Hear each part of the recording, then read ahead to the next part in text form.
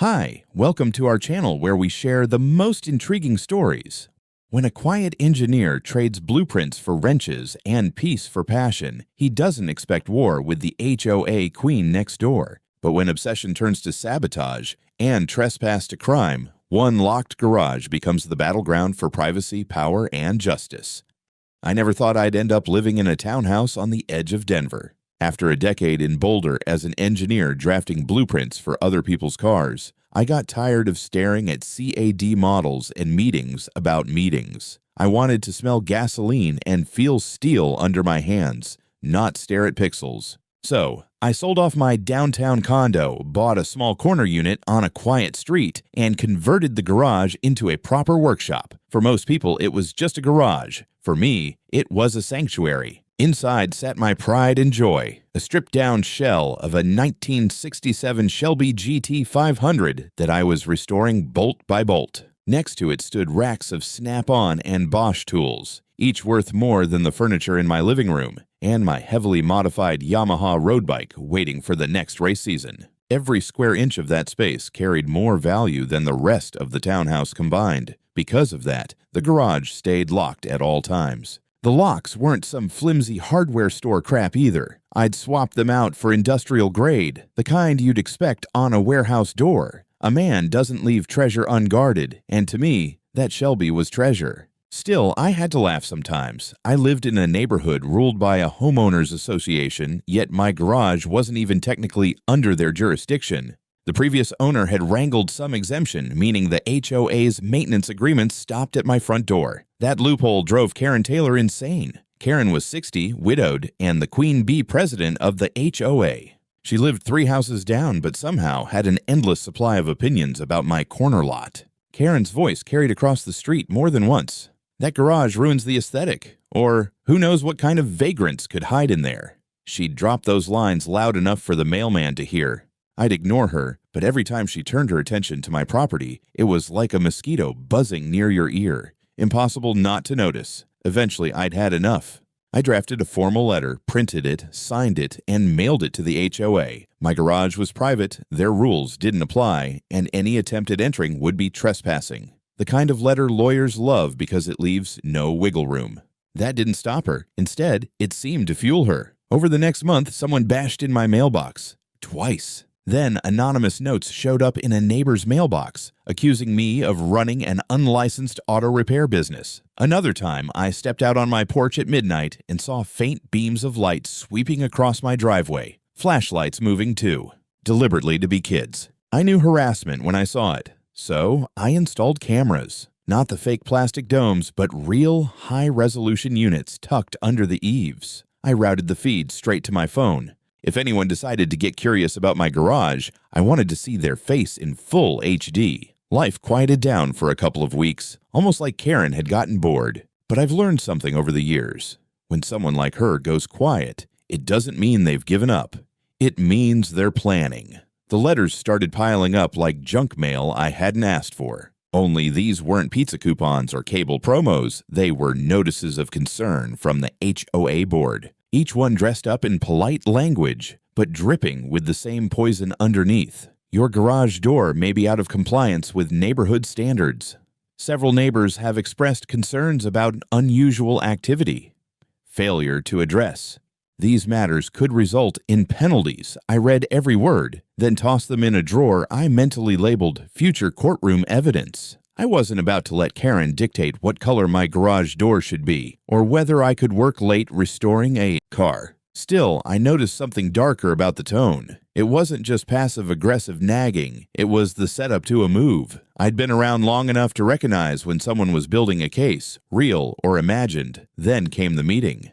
HOA gatherings usually drew a dozen bored residents nursing paper cups of coffee, but this one was full. Karen strutted at the front like a dictator addressing her cabinet, standing under the fluorescent lights with a printed stack of proposals. The big one? A new rule allowing the board to perform visual inspections of all outbuildings, sheds, and garages to ensure community safety. She read it like it was gospel, then glanced directly at me when she said the word garages. When the floor opened for HOA comments, I stood up. My garage is excluded under the maintenance agreement signed by the HOA itself, I said evenly, my voice carrying across the folding chairs. You try to inspect it. That's trespassing. And if anyone forgets that, I've already documented my position in writing. My calm tone seemed to annoy her more than if I'd shouted. The vote didn't go her way. Enough neighbors mumbled about privacy that the measure died right there. Karen's smile tightened into a grimace, but she tried to play it off with some line about just trying to look out for everyone's safety. I knew better. Losing that vote didn't kill her idea, it just forced her underground. After that night, I noticed a shift. People who used to wave started avoiding eye contact. The couple across the alley stopped inviting me to their weekend barbecues. A rumor had spread that I was running a side business out of the garage, unlicensed and unreported. It was almost laughable. If restoring one car in your own shop counted as a business, then half the retirees in Denver were breaking the law with their wood shops. But the whispers worked. Karen had started isolating me, painting me as the neighborhood problem. I decided not to roll over. I upgraded my security system, added more cameras that covered the side alley, even put in motion-activated lights that would snap on like stage spotlights if anyone wandered too close. At the same time, I filed a report with the local precinct detailing the harassment, vandalized mailbox, anonymous complaints, late-night prowlers. The officer behind the desk gave me the standard line, "We'll keep it on file." Without direct evidence, it's hard to act. Translation: unless someone got caught in the act, I was on my own. That didn't scare me. It just sharpened my focus. If Karen was going to try something, I wanted every second of it captured. I even called my buddy Danny, a Marine buddy who'd helped me once with a rowdy neighbor years back. "Keep your weekends free," I told him. "I've got a feeling Karen's gearing up for a stunt." He laughed, said he'd bring beer and his own set of eyes. Nights felt different after that. The air was heavier, like waiting for a storm. I'd sit in the garage polishing chrome or tightening bolts, but my eyes flicked to the monitor showing the camera feeds every few minutes. Once or twice, I caught movement. Someone pausing at the end of my driveway, too far away to identify. They'd linger, then vanish. I knew Karen was still trying to find a way past me. It wasn't paranoia, it was preparation. And if she wanted to push, I was more than ready to push back harder. It was past midnight when I heard the sound. Not loud, not obvious, more like a faint scrape against metal carried in on the cold air. I froze, wrench still in my hand from tightening bolts on the Shelby. For a moment, I wondered if it was the wind, but then the security feed on my monitor flickered. A shadow crossed the driveway, tall and careful. Whoever it was wasn't in a hurry, which meant they weren't some kids sneaking around for a dare. I muted the garage stereo and watched. The figure hovered near the garage door, crouched low. The camera angle didn't catch the face, just the outline of a woman in a long coat. She fiddled with something in her hands, her posture tense and practiced. It wasn't the first time I'd seen her snooping. My gut screamed it was Karen, but I didn't have the close-up yet. I thought about stepping outside, but I stopped myself. You don't confront a rattlesnake at night without boots. Instead, I saved the feed, time-stamped it, and called the non-emergency police line. The dispatcher promised a patrol car would cruise by, but by the time headlights swept the street, the shadow was gone.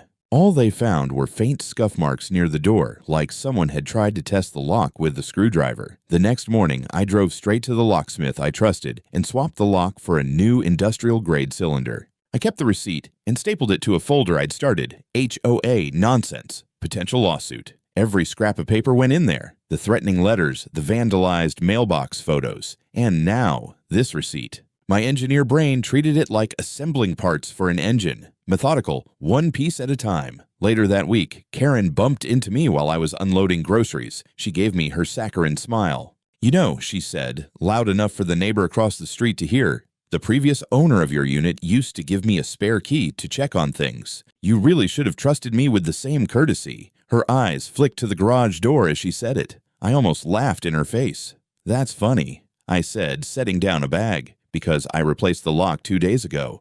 You couldn't possibly have a key to it now." The smile dropped just for a second before she covered it with a forced chuckle and shuffled off. That little slip told me everything.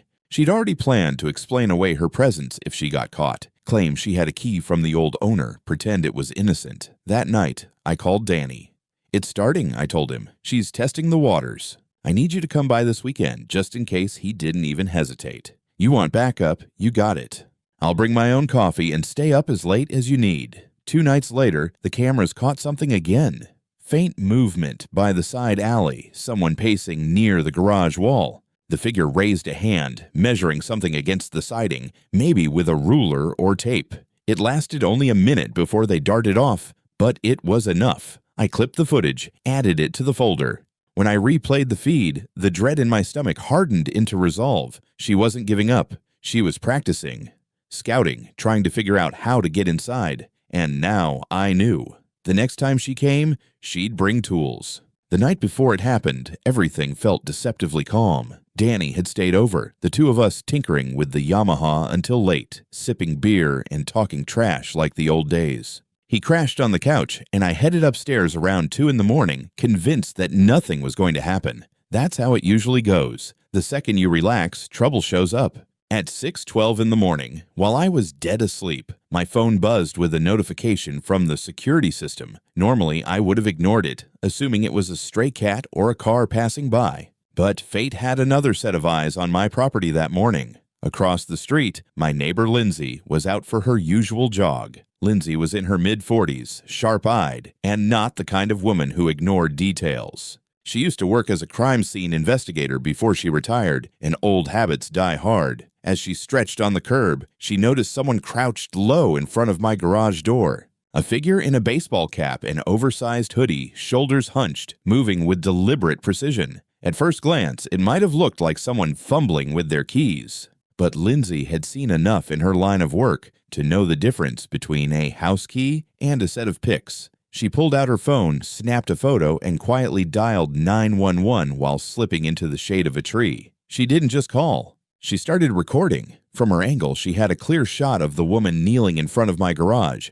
working a thin tool into the lock. The hood slipped just enough for Lindsay to see the profile. And when she recognized Karen Taylor, the almighty president of the HOA, Lindsay nearly laughed out loud at the absurdity of it. Karen, 60 years old, down on her knees in the dawn light, breaking into her neighbor's garage like a junkie looking for copper wire. The police dispatcher told Lindsay to stay put and keep the camera rolling. Officers were already en route. Meanwhile, Karen was oblivious, fiddling with the lock like she had all the time in the world. She paused once, glanced around nervously, then went right back to it. Maybe she thought the neighborhood was still asleep. Maybe she thought no one would dare confront her. Danny stirred on the couch when my phone buzzed again. I groggily checked it and saw the security app flashing red. Unusual activity detected at garage door. I cursed under my breath, jumped up, and rushed to the window. From my angle, I couldn't see much, just the faint glow of police lights bouncing off houses 2 blocks away. I shook Danny awake. "It's happening," I said. He blinked, confused, until we both heard the sirens grow louder. By the time we made it outside, 2 squad cars had pulled up, lights flashing. Karen was still kneeling, still working the lock, so focused she didn't notice the police until a flashlight beam hit her square in the face. She froze like a raccoon caught in headlights. "Ma'am, step away from the door." "Hands where we can see them," one officer barked. Karen stammered, tried to stand, but the officer had already moved in, grabbing her wrists and snapping on cuffs with practiced speed. From where I stood on the porch, robe half open, I could see her face. Pale, lips pressed tight, eyes darting everywhere except at me. The search was quick and damning. From her canvas bag, they pulled a full set of lockpicking tools, a folded map of the neighborhood with my property highlighted, and a laminated ID badge that looked suspiciously like something she'd printed at home. It read HOA Compliance Officer, complete with a fake logo. I couldn't help but laugh out loud. "You've got to be kidding me," I muttered. Karen immediately launched into her act. "This is a misunderstanding. I'm authorized. I'm the president of the HOA, and I was conducting an inspection for community safety." Her voice cracked between anger and desperation, but the cops weren't buying it. One officer held up the badge. "This isn't even real," he said flatly. The other shook his head. "And last I checked, presidents of HOAs don't carry burglary tools." Meanwhile, Lindsay crossed the street, phone still recording. She showed the officers the video she'd taken, Karen kneeling at the lock, clear as day, with audio picking up the faint metallic clicks of her tools. The officers exchanged a look, then nodded. That was the nail in the coffin. Danny leaned against the porch railing, arms crossed, smirking. "Well, that answers your question," he said. She wasn't just snooping, she was full-on breaking and entering. Karen turned her fury on me. "You set me up. You made me look like a criminal." Her voice was shrill, cracking at the edges. I stepped off the porch and walked up to the officers, calm as ice. "Set you up? Lady, you broke into my garage at 6 in the morning with a bag of burglary tools. The only person making you look like a criminal is you." The officers didn't bother arguing. They read her rights on the spot, loaded her into the back of a squad car, and radioed dispatch. One of them asked me to confirm my name and property address, then explained they'd need a statement at the station. I agreed, of course, but I couldn't help glancing at the garage door, the lock scratched and bent from her clumsy attempt.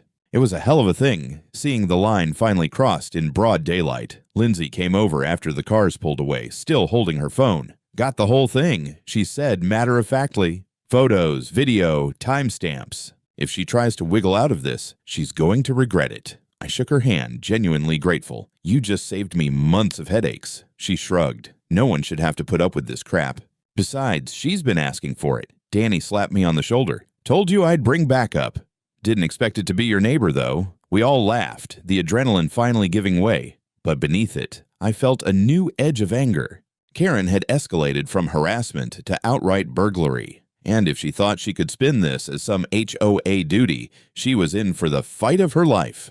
The police station smelled like stale coffee and disinfectant. Danny drove me there while Karen sat cuffed in the back of another cruiser, her face plastered with the kind of rage you usually only see when someone realizes their little kingdom has crumbled. I wasn't even tired anymore. Adrenaline had burned off the last traces of sleep. All I wanted was to get this on record, word for word, before she had a chance to spin it. They put me in a small interview room. Nothing fancy. Beige walls, buzzing fluorescent lights, a table scarred with decades of pens scratching out statements. An officer came in with a clipboard. "Mr. Brixton, walk us through what you know," he said. I told them everything. The previous vandalism, the mailbox, the rumors, the attempts to sneak around my property, the cameras. When I mentioned that Karen had floated a new rule about inspections of garages at the last HOA meeting, the officer's brow arched. "So she'd already laid the groundwork to justify this," he muttered, scribbling it down. Across the hall, Karen was making her own statement, and through the thin walls I could hear snippets. Her voice rose, indignant. "I had a key from the previous owner. He's running an unlicensed auto shop. I was checking for hazardous waste. As president, I'm authorized to inspect." She cut off when the detective interrupted, his tone low and measured. Not long after, they called me out to compare notes. The detective, a stocky man named Ramirez, pulled out the so-called key Karen had claimed existed. It wasn't a key at all. It was one of the lockpicks they'd confiscated, still bagged and tagged. "She swears up and down that she was using this to open with permission," Ramirez said dryly. "But your receipts show you changed the lock 2 weeks ago?" I nodded and handed over the invoice I'd kept in my folder. He smiled thinly. "That's what I like to call game, set, match." Karen doubled down anyway. When they brought her past me in the hallway, she spat words like venom. "You're framing me.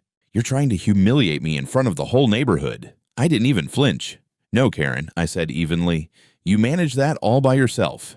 The officers didn't hide their smirks as they led her back. Later, they laid out the rest of what they'd found in her bag. The lockpicks, the hand-drawn plan of my garage with notes like "window possible access" scrawled in red ink, and the laminated HOA compliance officer badge. It looked like something printed off an office inkjet, complete with clip art. Ramirez slid it across the table to me. "You ever see this before?" he asked. "Never in my life," I said. He nodded. "Thought so. It doesn't correspond to any registered HOA documents by noon. Word had already spread. Lindsay texted me screenshots from her neighborhood group chat. Half the residents were shocked, some pretending they had no idea Karen would go this far. The other half scrambled to distance themselves, claiming she'd acted alone. The HOA board even sent out an official email. "We are aware of an unfortunate incident involving our president. Please be assured this does not represent the board as a whole. It was pure damage control." But for once, Karen's grip was slipping. That afternoon, they allowed me to leave with a copy of the incident report. Karen, meanwhile, was booked for attempted unlawful entry, possession of burglary tools, and misrepresentation with a forged badge. Still, I knew she wasn't going to roll over quietly. People like her never admit guilt, not unless it's pried out of them with a crowbar of evidence. Sure enough, that evening, her lawyer issued a statement to local news. Mrs. Taylor is a respected community leader. She was performing a routine safety check when she was mistakenly apprehended. This situation has been exaggerated by individuals with personal grievances against her. Danny nearly fell off my couch laughing when he saw it on TV. Routine safety check, huh? With a bag full of pics and a fake badge? He shook his head. She's not just doubling down, she's trying to bluff her way through. I wasn't laughing because I knew what came next.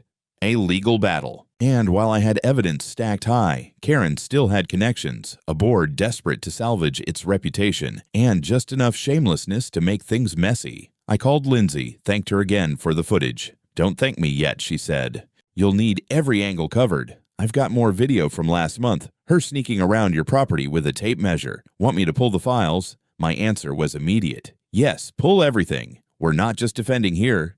We're going on the offensive." The first court date was set barely 2 weeks after the arrest, but those 14 days felt like months. Karen posted bail within hours, and the sight of her strutting around the neighborhood like nothing had happened was almost surreal. She even had the audacity to wave at me one morning as if we were neighbors on friendly terms. Danny muttered, "Unbelievable," and I agreed. She looked less like a disgraced HOA president and more like a politician running a re-election campaign.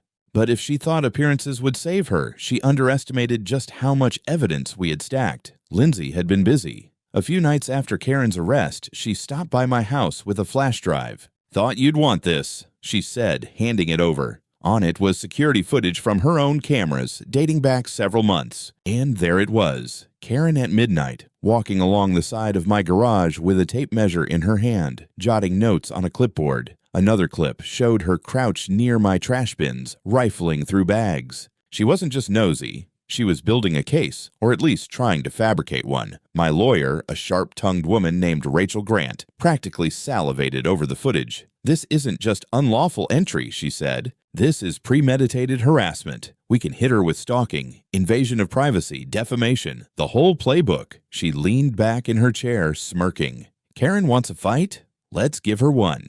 The first hearing was for preliminary motions. Karen arrived in a tailored blazer, pearls around her neck, trying to project pillar of the community. Her attorney, a slick guy with too much gel in his hair, argued that the charges should be dropped because Mrs. Taylor acted within her authority as HOA president to ensure community safety. The judge raised an eyebrow. "With lockpicks?" he asked dryly. Even the court clerk suppressed a laugh. Rachel didn't waste the opportunity. She submitted Lindsay's video as Exhibit A, showing Karen kneeling at my lock in broad daylight, tools in hand, caught red-handed before the police cuffed her. The judge admitted it without hesitation. Karen's lawyer shifted uncomfortably, already on the back foot. Outside the courtroom, the neighborhood started to fracture. Some residents approached me quietly, whispering support. "We never liked how controlling she was," one couple said. Others avoided me altogether, clearly terrified of being dragged into the mess. Meanwhile, Karen doubled down with her own narrative. She went on local TV, claiming she had been vilified by a disgruntled neighbor and that she had dedicated years to protecting the community. She painted herself as a victim of persecution, but the evidence kept piling up. A man named Carlos, who lived 2 streets over, contacted Rachel after seeing the news. He claimed Karen had once forged an HOA notice to demolish his backyard shed, insisting it violated aesthetic standards. He still had the forged document. When Rachel compared it to Karen's fake compliance badge, the fonts and formatting matched perfectly. Karen wasn't just a control freak. She was running a cottage industry of fraud under the HOA banner. The second hearing was even more damning. Rachel presented the forged demolition notice alongside the footage of Karen measuring my garage. "This is a pattern," she told the judge. A pattern of targeted harassment, forgery, and abuse of power. Karen's lawyer tried to argue stress, claiming she was a lonely widow who had thrown herself into community work too deeply. But the judge cut him off. "That does not explain burglary tools, falsified documents, or trespassing." Through it all, I stayed calm. I showed up to court in clean clothes, gave straightforward statements, and let Rachel do the heavy lifting. The key was not giving Karen any fuel. She wanted me to snap, to play into her narrative of me as some angry gearhead with a chip on my shoulder. Instead, I smiled politely, nodded at neighbors, and spoke only when necessary. It drove her insane. After one particularly rough day in court, she cornered me outside the courthouse, cameras flashing around us. "You'll regret this," she hissed through clenched teeth. "You think you've won, but I have friends in high places." I leaned in just enough so only she could hear me. "Bring them. I'll bury them in evidence too." Then I walked away, leaving her seething for the reporters to catch on tape. By the end of the month, the prosecution had officially added charges: attempted unlawful entry, possession of burglary tools, forgery, and harassment. Rachel also filed a civil suit on my behalf for defamation and invasion of privacy. Karen's kingdom was crumbling one brick at a time, but she was still clawing at the walls, desperate to hold on. And yet, I knew the real explosion hadn't come yet. Because once the HOA's finances came under scrutiny, the skeletons in her closet would start marching into the light. By the time summer rolled in, Karen wasn't just fighting my case. She was fighting for her entire reputation. The court had already denied her motion to dismiss, and now the district attorney's office began poking deeper, spurred by Rachel's filings and the mounting evidence from neighbors. What they found peeled back the glossy facade of the HOA and exposed the rot Karen had been covering up for years. It started with the HOA's financial statements. Rachel subpoenaed them, and what should have been tidy rows of expenses and assessments looked more like a magician's trick book. There were charges labeled as landscaping maintenance that turned out to be invoices from a contractor who, when questioned, admitted he had never set foot in the neighborhood. Instead, he'd been hired to remodel Karen's kitchen. Another expense, marked as security improvements, was a receipt for a high-end fence installed around her personal backyard pool. The total misappropriation, according to the first forensic accountant's pass, was upward of $40,000. Rachel brought this to the next hearing, laying it out in calm, brutal detail. "Your Honor, this isn't just about my client's garage. This is about a systematic abuse of power. Mrs. Taylor used the HOA as her personal piggy bank and as a weapon against anyone who challenged her. She then introduced Carlos, the neighbor whose shed had been targeted. He testified that Karen had waved a forged demolition order in his face, threatening fines if he didn't comply. He still had the paperwork, and when the judge compared it to Karen's fake badge, the similarities were obvious. Same fonts, same misaligned HOA logo, even the same cheap cardstock. Karen's lawyer tried to pivot. "This is a smear campaign orchestrated by a small group of disgruntled neighbors." But the judge cut him off, raising a hand. "Counselor, if this is a smear campaign, your client certainly provided the paint and brush herself." The courtroom chuckled, except for Karen, whose face had turned the shade of an overripe tomato. Outside the hearings, the press had a field day. Local news ran the story under headlines like "HOA President Caught with Burglary Tools" and "Neighborhood Leader Accused of Fraud, Harassment." Cameras swarmed the courthouse steps after every session. I kept my head down, gave no interviews, while Karen seemed unable to resist the spotlight. She ranted about witch hunts and lies, often with her lawyer cringing beside her, wishing he had a muzzle. Then came the biggest blow. Lindsay unearthed yet another recording, footage from her porch camera 6 months back, showing Karen sneaking into another neighbor's yard. She wasn't just peering, she was dragging a garbage bag out from under their deck. When police followed up, the neighbor confirmed items had gone missing from his shed around that time. Tools, paint cans, even a pressure washer. Suddenly, Karen wasn't just facing trespassing and forgery, she was tied to potential theft. The HOA board finally snapped. At an emergency meeting, they voted unanimously to remove her as president. The announcement was emailed to every resident, couched in stiff, formal language. "Effective immediately, Mrs. Taylor is relieved of her duties pending the outcome of legal proceedings." But the damage was done. Neighbors whispered openly about her abuse of power, and for the first time, some even apologized to me. One man who had once avoided eye contact muttered, "Should have backed you from the start, Tom. Guess we were scared." Karen, predictably, lost control. During one session, she erupted, slamming her palm on the table and shouting, "This is all fabricated. He's poisoning you against me." Her voice cracked into something almost feral. The judge banged the gavel. "Mrs. Taylor, one more outburst, and I'll hold you in contempt." She fell silent, but her glare could have cut steel. Walking out that day, Danny clapped me on the back. "She's cooked," he said. "You can smell it." He wasn't wrong.